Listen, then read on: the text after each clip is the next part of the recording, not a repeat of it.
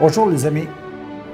Dans la série La Terre, école de vie, nous avons parcouru une foule d'activités quotidiennes, que ce soit qui nous a été présenté par le Nouveau Testament, que ça nous a été présenté par l'Évangile de l'an 2000. Nous aurons aussi l'occasion un peu plus tard d'approfondir les événements qui nous sont donnés à l'intérieur de l'Ancien Testament. Mais je voudrais aussi tout simplement vous présenter certains événements de ma vie qui se sont produits et qui m'ont servi d'une façon extraordinaire. Des événements que je ne pourrai jamais oublier parce qu'elles m'ont enseigné. Et c'est excessivement important que je puisse vous les présenter parce que j'aimerais que vous aussi, vous puissiez venir nous dire, nous décrire les événements qui vous ont marqué et qui vous ont été utiles dans le voyage que nous sommes en train de conclure ici sur Terre. Vous avez vécu des expériences extraordinaires.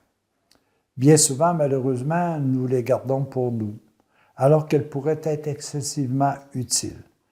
Alors, c'est pour ça que dans les quelques capsules qui vont suivre, je vais vous présenter quelques-unes. J'en ai tellement reçu parce que j'ai eu le goût un jour de m'éveiller à ce qui se passait autour de moi en me disant tout simplement qu'est-ce que telle occasion m'amène à comprendre.